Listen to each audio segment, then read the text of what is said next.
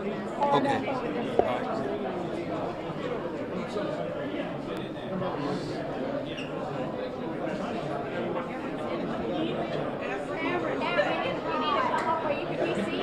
Yeah, where's Cameron? Yeah, come close. Stand in between you and Steve. All right. All right, if I can have everyone's attention. There you go, thank you. Certainly, I want to say good afternoon. A couple of things I want to point out. Number one, as we have traveled around the state, certainly around the affected areas and around the state, the one thing I can say is that certainly the Lord spared us. I mean, we have not lost any lives due to this storm. And I think that when you think about the responsibility, both myself and all of the people around me have, our number one priority is saving lives. And then after saving lives, it's about protecting property as well. And of course, we know that we have had some citizens whose property have been affected. We have been working extremely diligently to make sure that we get the resources necessary so that we can bring those citizens that relief. We're waiting on a declaration from the White House. I've spoken to Secretary Mayorkas personally. The FEMA administrator was in Louisiana yesterday. I have, of course, next to me our great majority leader, Steve Scalise, who I know represents the entire delegation very well. We have Congressman Clay Higgins as well. Yesterday, Senator Kennedy joined us. Today, Senator Cassidy joined us as well. All of them have pledged their support in making sure that we have the resources necessary. Number one, I think the biggest challenge we have had in this storm is utilities, right? Is trying to get the power back on. I want to tell you, if you look at where we were right post-storm, immediately post-storm, we had over 450,000 customers without electricity. Today, that number has been sliced probably, as I stand, by 60%. I know we've got some of our representatives from Entergy here, Clico, and some of the others as well. Prior to the storm, we worked extremely close with them to make sure that they were pre-positioning the assets necessary to get people into the affected areas to get utilities up. Of course, we all know that sometimes that is a challenge based upon the amount of debris. However, I will say that the speed under which they're putting those utilities online comes from the fact that the prior storms have given us an opportunity to build grid resilience. And I think that that's important. And I think it's important to remember that here in Louisiana, we need power that's reliable, okay? And we also need a grid that is resilient. When the transmission lines are built to the specification of the storms that we anticipate, you see things like down in Grand Isle where they didn't even lose power this time. Normally, they used to lose power when there was a bad thunderstorm. Again, we want to thank our federal partners. We want to thank our congressional delegation for helping us in that as well. And I want to say this, for the citizens of the city of New Orleans, as we saw this storm moving east, we plugged in the Sewage and Water Board into the GOSEP office to understand what their challenges were at that particular time. When we realized that the level of rainfall that was occurring in Jefferson Parish, I can tell you, I know Sheriff LaPinto's here, I woke the poor fella up early in the morning. And then I called Cynthia right thereafter, just so that we understood the level of resources that we could support both Jefferson Parish and Orleans. We all know, right? We got some challenges here in the New Orleans metropolitan area. Those are challenges that we all recognize. The importance is being honest about those challenges and how we are going to fix them. So I can tell you the meeting that we had in there, and I'll let Steve comment right after, was about those particular challenges, about how we can recognize where the infrastructure deficiencies are today, because we don't know whether we're going to get another storm tomorrow, right? We know we'll have one in the near future. I mean, that's evident. We seem to be able to attract the hurricanes in Louisiana. But it doesn't mean that we can't live in peace here as long as we prepare for the level of those storms, right? And so that's what I think our challenges is. And lastly, I want to say this before I bring Steve up. I am extremely proud of the people who work diligently in both preparation, response, and recovery, okay? the level of communication and support, it's unprecedented. I mean, I can tell you, from the local to the state to our federal partners as well. That's the kind of success we can have when everyone leans in, everyone's honest, everyone tells us what they need, and then we try to allocate those resources accordingly. With that, I would love to bring my good friend Steve Scalise up for a few words. All right. Well, thank you, Governor, and especially Sharon, our First Lady. Appreciate you coming as well. You know, this storm preparation really started at the beginning of the week. We all saw it coming in, and the spaghetti models initially didn't really look at us at all, and then of course you saw it moving east. Each model moved further and further east, and so we knew at some point Louisiana was going to take a hit. The governor quickly moved to ask for an emergency delegation, declaration, and our entire congressional delegation, Congressman Higgins, the whole group, we all came together very quickly to help expedite that, and it got approved by the president, and now we are working on a major emergency declaration, which still hasn't been approved, but really a lot of that is going to come after assessments come in. And we're working with all the parishes and cities. You know, once the storm clears, you really then start finding out what the damage is. And so each parish is still assessing that damage, and that process will take a few weeks, but ultimately, as the assessments come in, if it meets the criteria, hopefully we can get that major disaster declaration. That's still to come, and we're going to continue working on that. But in the meantime, as we've met with all the parish leaders, the mayor, the cities, you know, there's a lot of things that we've identified. Over the years, we have seen billions of dollars come into our regions, some generated locally, a lot coming in from the federal government, combined to build a stronger flood protection system so that fewer homes flood. And I think you saw the success of that in this storm. You know, first and foremost, as the governor mentioned, to have no loss of life is the most important thing. We don't want to lose anybody, and we didn't in this storm, and we thank God for that.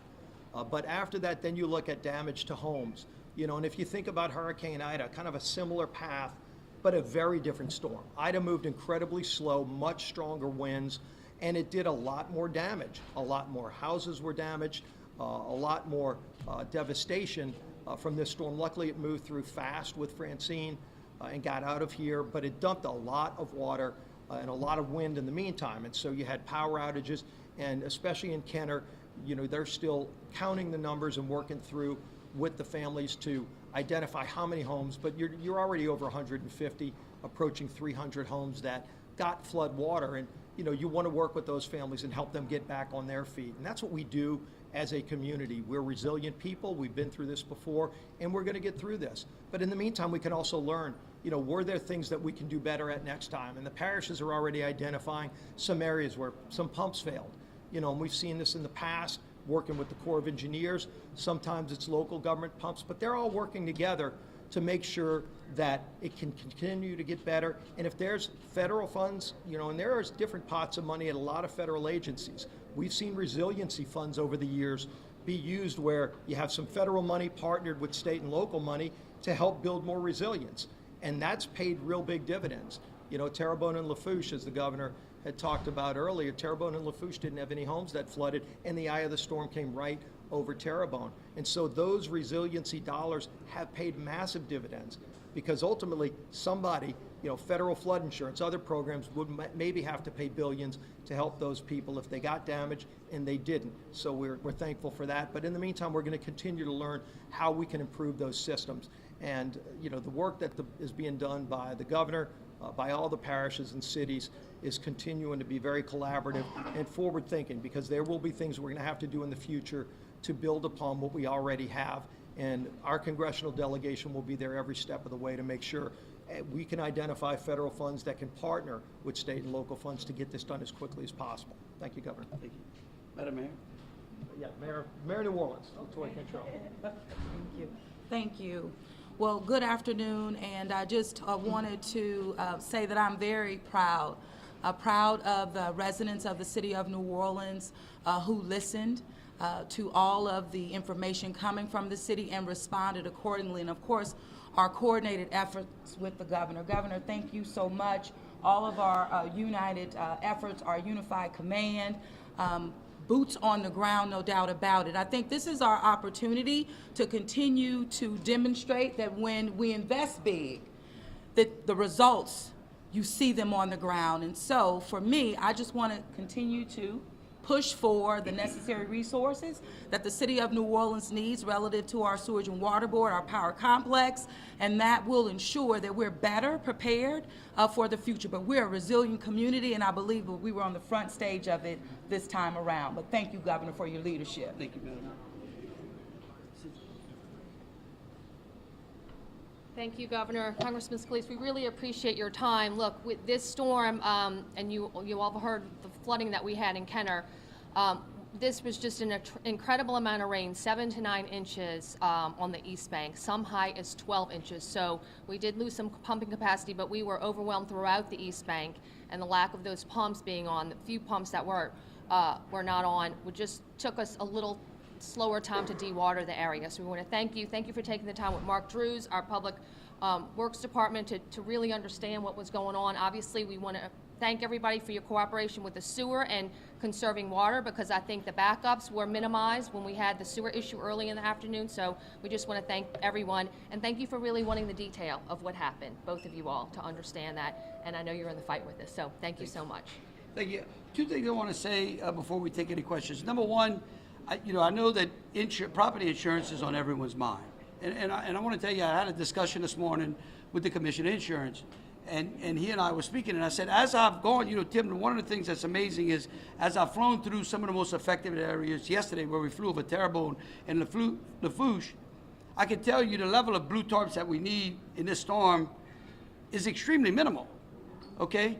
And I think it's because of the resiliency and the reinforcing roof projects and the claims that were made and paid out that now are paying dividends for those insurance carriers. And so I think to the insurance carriers, I think they should look at that and say, look, when you pay your claims timely, okay, we can fix our infrastructure up to a code that can withstand these storms, and thereby saving you money as well. So there should be no excuse.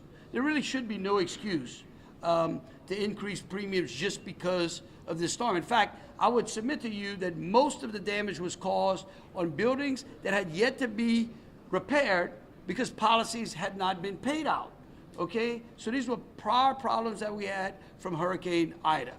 And then, and in that vein, as Steve mentioned, we leaned forward with the FEMA administrator and the court to say, listen, the works that we've done, okay, from a levee protection, from a flood protection standpoint, should credit something in the state of Louisiana. And so those residents that are behind that type of protection should be able to get a credit in the flood plan as well. And then lastly, I just want to say this. A lot of people out there may say, Governor, you did a great job. I did nothing. The credit and the thanks belongs to the men and women who are actually on the ground. The ones each day and each hour that were preparing for the storm, that sat through the storm, that worked right after the storm. That is where the thanks in this belong. So again, I want to say thank you to them as well, and with that, we'll answer any question. Governor, realistically, what types of resources can the state provide to Orleans and Jefferson in terms of the infrastructure challenges? And then later, Scalise, could you give us an update on efforts to get a longer-term reauthorization of the MSY and also reforms that the Louisiana delegation has been pushing for? Who you want to go first? Oh yeah. Yeah. Look, here's what I'll tell you. I think that what the state can do is look at the buckets that are available, right? Look at the federal programs that are out there. There's some Department of Energy. In fact, this Secretary Graves was here earlier, and he's here, looking at the resiliency grants that we can apply for and that we can lean into. Look at what FEMA can provide for us based upon this particular storm, and what else is out there, and then try to tie those things together, right? And again, I think the more we communicate between the local needs, especially when it comes to infrastructure. One of the things, I want to just say this, one of the things that we failed to, or seem to have ignored over the last few decades is our vital infrastructure, like sewage and water. I know we got a water problem in this entire state. And so I think if we refocus our needs on the things that we absolutely have to have, which is rebuilding that infrastructure, we will minimize the problems that we've had today. Steve, you want to answer the National Flood? So, you know, if you look at the National Flood Insurance Program, but especially the changes that were made with Risk Rating 2.0, which was FEMA's proposal to supposedly give better rating for homeowners. It's been a complete failure. We have been pressing for over 2 years for FEMA to just explain how it works. You know, you've got a government-run program that the people who are running it for the federal government and the taxpayers of the United States won't even explain what's in this black box known as Risk Rating 2.0 that has resulted in devastating rate hikes for most people in South Louisiana. And in many cases, devastating rate hikes that can't be justified. As Governor Landry pointed out, communities that did not flood.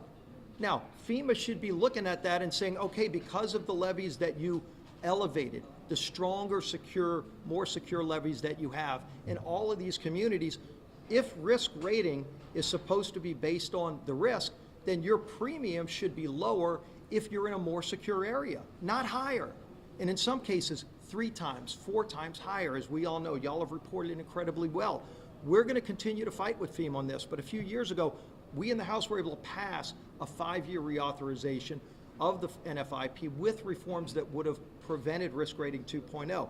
Unfortunately, the bill didn't get through the Senate, and so now we're at a new starting point, and it's gotten more complicated because what FEMA's done, while they've sent huge rate hikes to places like South Louisiana, places like Florida, New Jersey, they've also sent big drops in premiums to other states. So now some of the people that were in our coalition to fix NFIP don't want to make the change because their community has lower premiums while we have higher premiums. So FEMA has pitted communities against each other instead of trying to work on something that actually can be explained and makes sense. We're going to continue this fight because it's not just Louisiana that's being punished. Look, people, thousands of people in Louisiana have dropped their policies.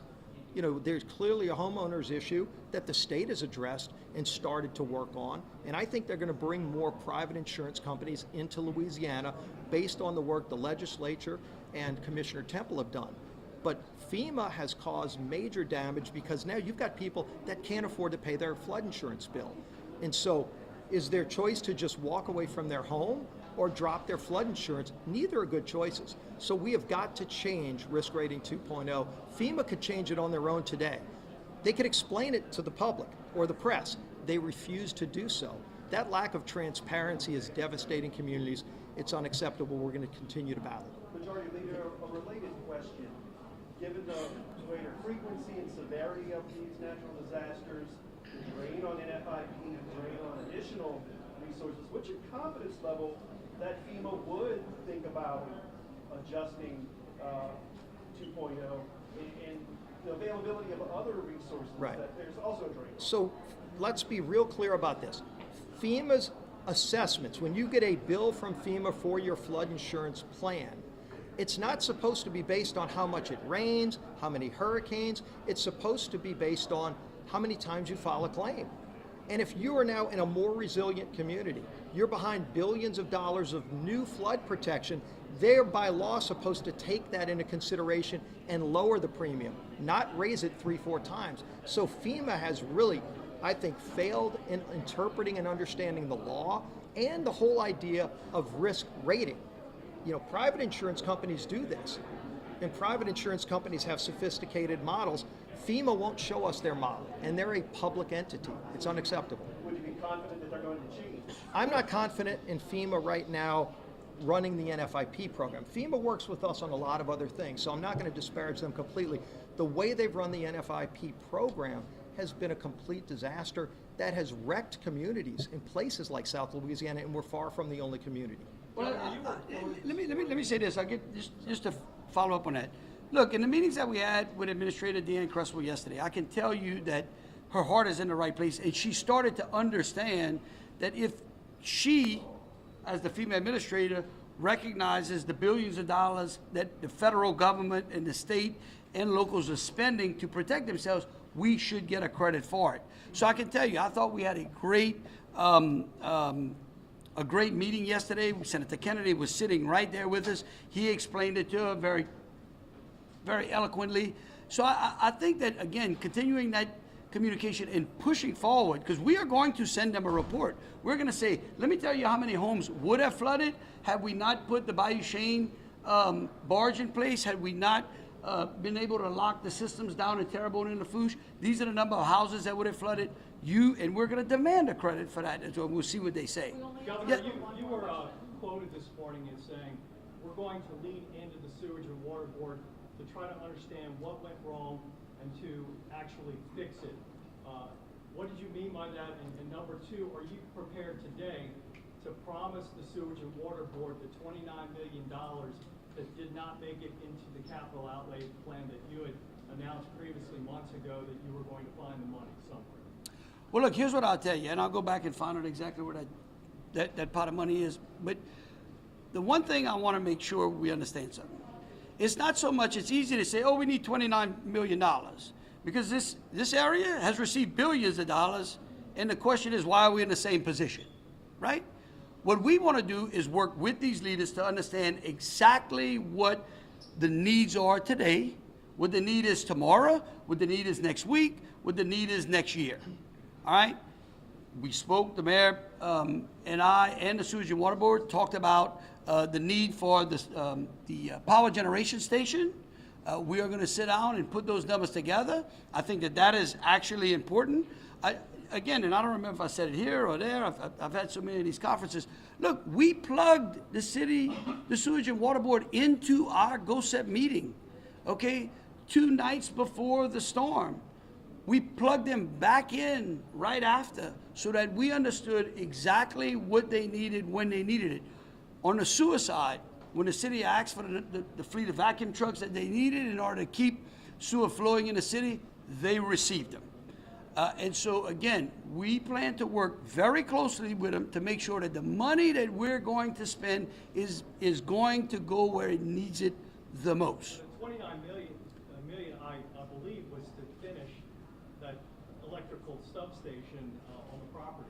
We are going to have a discussion about that. We talked about that earlier. I think that both the city and their consultants, we're going to get back to the table with GOSEP and with the Department of Natural Resources and determine exactly what that calculation is. I can tell you that we're also, in conjunction with the Corps and FEMA, looking at ways to make sure that we don't have a power problem if we have another storm, another big rain event between now and then. And we're going to be happy to report to y'all when we find out what those calculations are and how we can get that money to the city. Governor Landry, are you satisfied with the communication that came out of the Sewage and Water Board during this weather event, this hurricane? Yeah, look, I think that the more we talk, the better it gets, right? And the more what I have asked of them and what they know they'll get of me, in fact, that's one thing both the mayor and I had a conversation before the storm, is y'all know me, y'all get blunt honesty out of me, right? And that's what we want out of them. We want to, and let me just say this, it's not just about today, but we also, one of the things that we talked about with the FEMA administrator was trying to build a dynamic model of the New Orleans metropolitan area, because it's a special place with special problems, so that we understand exactly where the pumps are, where the power generation is needed, and so that we understand that we can plug in rainfall amounts into that particular model and more accurately predict what those disasters are going to look like and what resources are going to be needed. We talked to Major General Peoples with the Corps, is here in Louisiana today surveying the coast. We spoke to her about it. We actually, when we had that discussion with the Sewage and Water Board, we plugged the Corps of Engineers on into that same Zoom call. The Corps right here in New Orleans has modeling projections. It's a matter of us starting to talk to each other. And so if we can start tying that in with what CIPRA has, storm surge modeling, if we can build a dynamic model out, it'll be easier for us to understand, not only in the city of New Orleans, but in the parish of Kenner and the other metropolitan areas, what the flood fight looks like almost in real time. And I just say this, I think one of the greatest assets that we invested in this year was putting a climatologist at the desk with us. I mean, having Jay Grimes there was so valuable because he had an opportunity to look at, and we had an opportunity to ask him exactly what he thought was going to happen and what the effects of that is. So I think that just adding that dynamic in and of itself was great. Look, I really appreciate everyone coming. Again, I want to thank all of the local officials that came here today, and we are committed to making sure that those citizens out there that are in need of resources, that we work with their local officials to get them what they want. Thank you.